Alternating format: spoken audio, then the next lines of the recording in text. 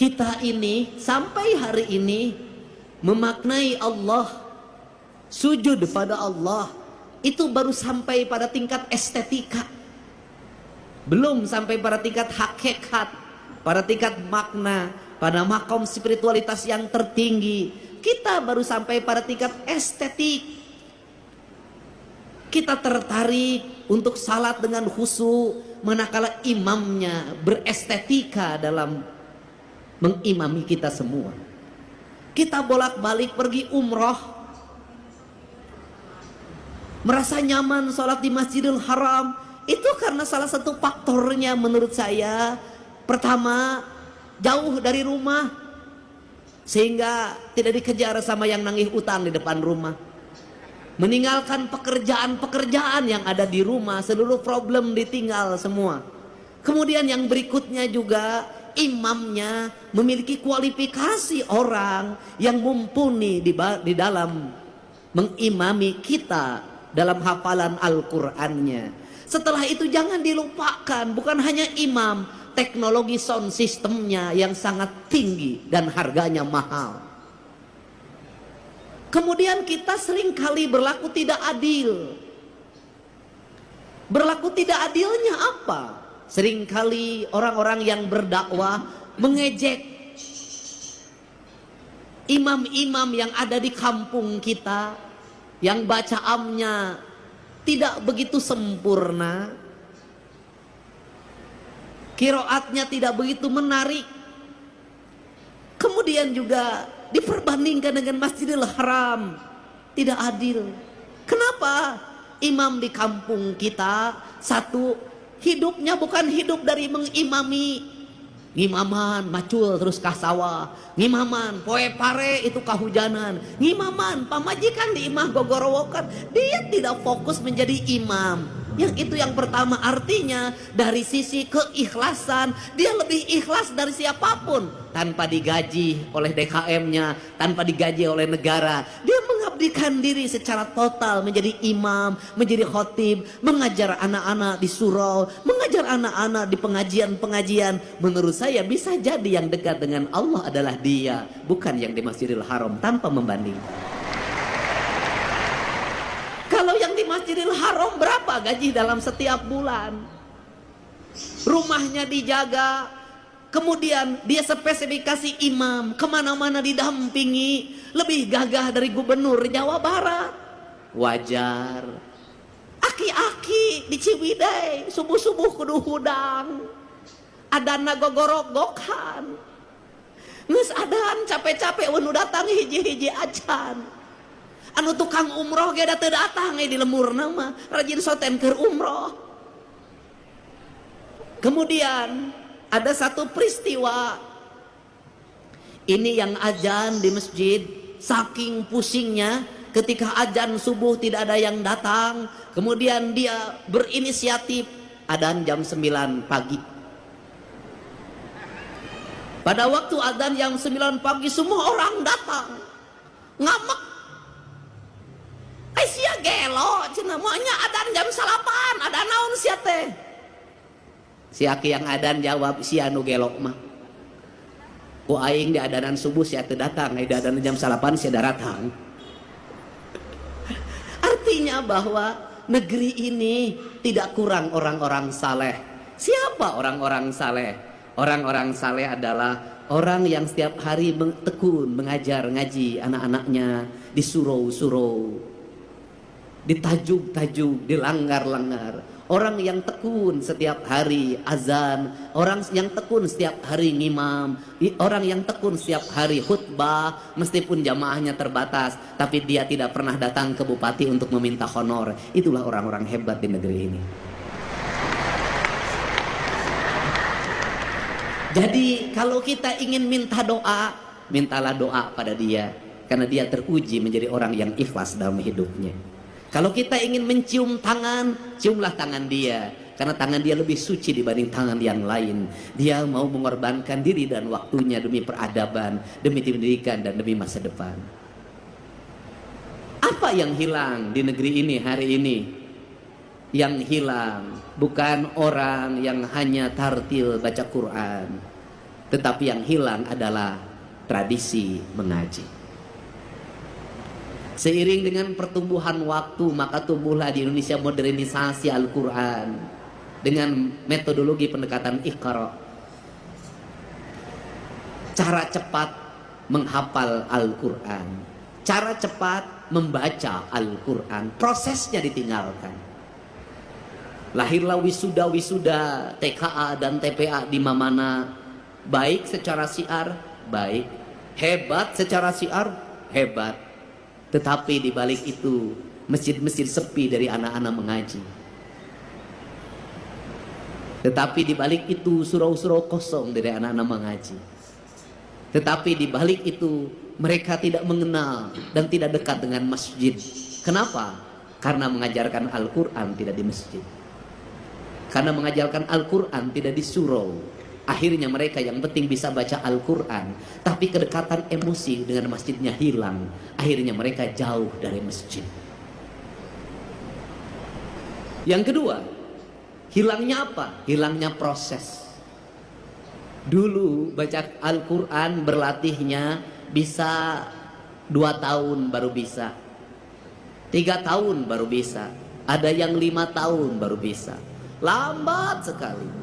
Dari mulai ngeja, kemudian narawas, terus sampai belajar kuro, panjang sekali prosesnya. Dan pada waktu proses belajar itulah dia ke masjid.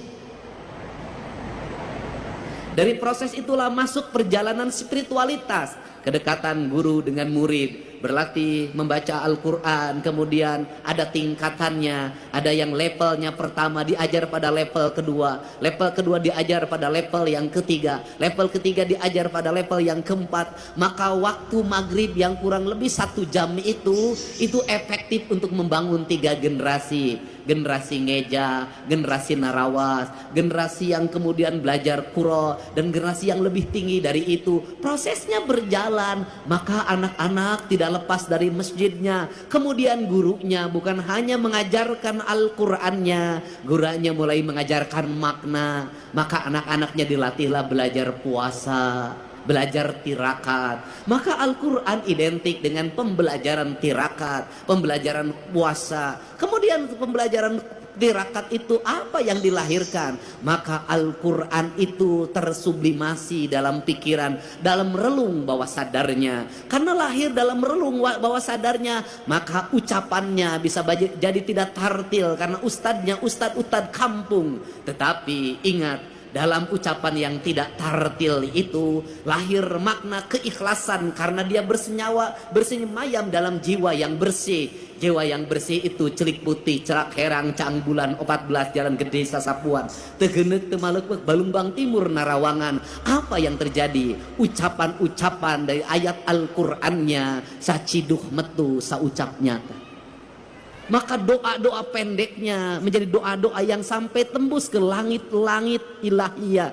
Doa-doa pendeknya menembus batas, menembus pandang. Maka lahirlah anak-anak yang bercahaya. Karena lahirlah anak-anak bercahaya, maka anak itu tumbuh menjadi para pemimpin, tumbuh menjadi kaum-kaum pergerakan, tumbuh menjadi kaum-kaum perubahan. Maka ucapan-ucapan Allahu Akbar yang lahir dari surau-surau kecil itu melahirkan ucapan kebangsaan yang memerdekakan perbudakan, memerdekakan ketertinggalan, menjadi spirit dalam sebuah perubahan tanpa biaya apapun dalam kehidupan.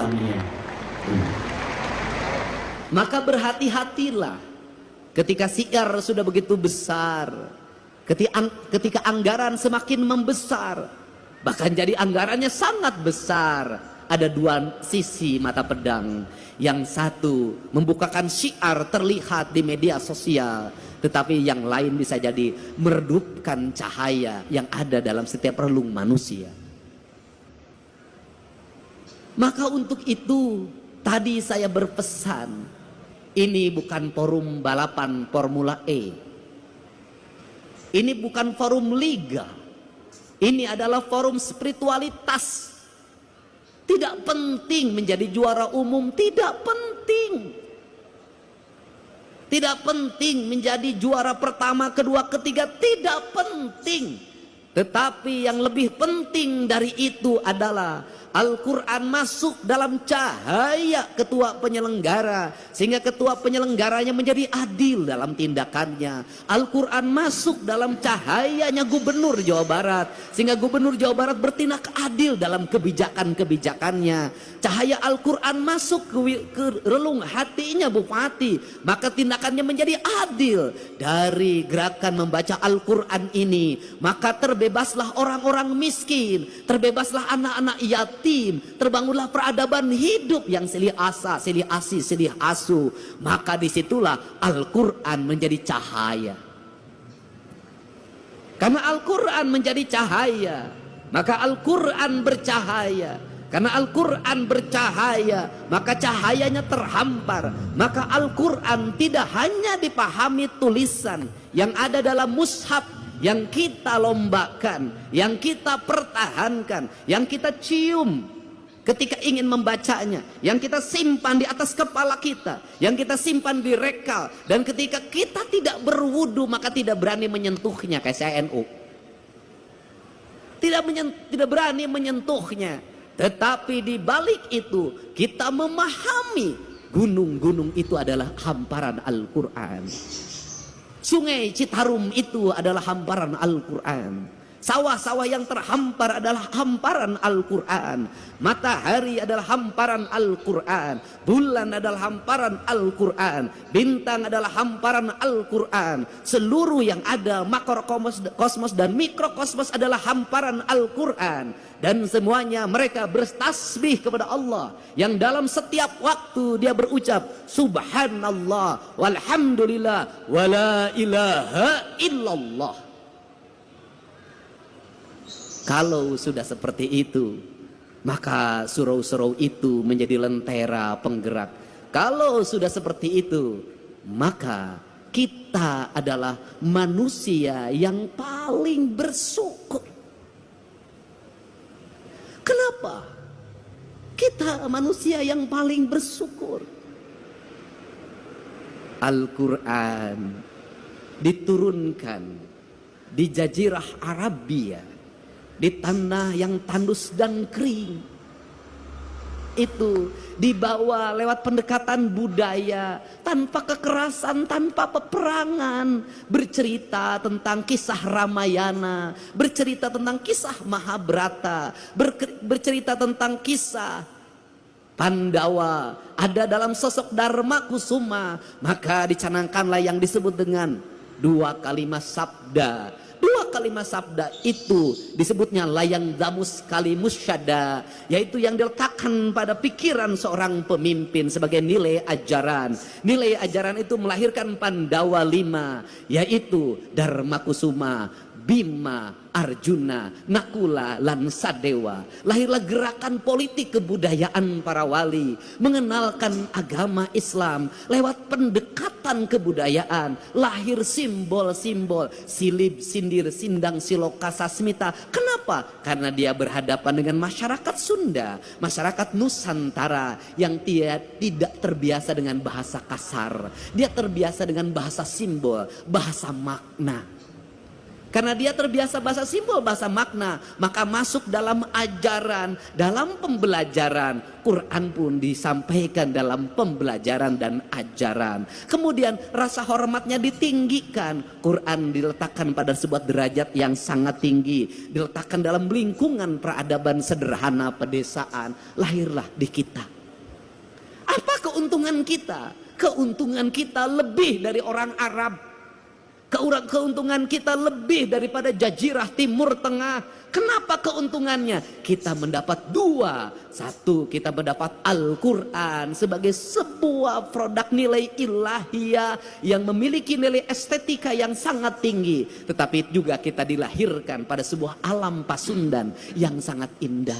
Ketika Quran bercerita tentang air yang jernih di surga, ketika Quran bercerita tentang hamparan gunung yang indah di surga, ketika Quran bercerita tentang buah-buahan yang nanti ada di surga, surga. Seluruh cerita-cerita itu sebenarnya adalah realita hidup yang kita dapati. Itulah Ciwidey, itulah Cipanas, itulah Pangalengan. Itu realitas dunianya. Untuk itu karena kita sudah diberi peradaban surga yang nanti akan kita sampai surga keabadian, maka pesan saya, kalau mencintai Al-Quran, rawatlah Cipanas sebagai simbol surga kesucian. Rawatlah Ciwidey, rawatlah Pangalengan, rawatlah gunung-gunung itu yang melahirkan air yang mengalir, bak sepenggal tanah yang diturunkan dari surga. Rawatlah pohon-pohon itu, karena itu adalah alam yang digambarkan oleh Allah dalam Al-Quran. Jangan terbalik. Satu sisi kita sangat memaknai Al-Quran dan menghormati Al-Quran sebagai ayat yang tertulis, tapi di sisi lain tangan kita merusak alam, padahal itu adalah ayat yang tidak tertulis. Jadi saya tidak mau lagi dengar ke depan. Mudah-mudahan saya akan berusaha dengar Cipanas, berubah pikirannya menjadi jelek. Dengar Ciwidey, berubah pikirannya menjadi jelek. Dengar Pangalengan, berubahlah pikiran menjadi jelek. Saya ingin ketika mendengar itu, maka denyut nadi kita berkata, ya Allah, ku dapatkan surga di tanah Sunda. Suatu saat surga itu tetap akan terjaga sampai aku bertemu denganmu di alam surga keabadian. Kemaha indah. Untuk itu saya mengucapkan terima kasih. Pada hari ini kita bersama-sama memaknai makna-makna Al-Quran, memasukkan Al-Quran dalam relung batin kita sebagai bentuk cahaya atau nur yang menuntun kita dalam indera alam bawah sadar kita. Karena indera alam bawah sadar itu pada akhirnya akan senantiasa menjadi petunjuk, dan petunjuk itu akan lahir bagi orang-orang yang menjaga rasa dan cintanya. Karena petunjuk hanya akan lahir pada orang-orang yang memiliki kelembutan hati, kedamaian jiwa, dan ketenangan relung diri. Maka peliharalah Al-Quran, simpanlah dia di relung hati kita, dalam isi denyut jantung kita, sehingga hidup kita senantiasa mendapat petunjuk. Dengan kalimat kata orang Sunda, memahami Allah dalam orang Sunda, pahamilah dari sisi Rahman dan Rahimnya saja sudah cukup. Insya Allah akan hidup tenang, tentram, dan bahagia, walaupun tetap menjadi duda. Saya ucapkan terima kasih. Mudah-mudahan pertemuan ini menjadi pertemuan kebahagiaan, kemuliaan. Dengan mengucapkan Bismillahirrahmanirrahim, musyabaqah tilawatil Quran dan hadis tingkat Provinsi Jawa Barat. Pada hari ini, hari Ahad, tanggal 15 Juni 2025, dengan resmi saya nyatakan dibuka.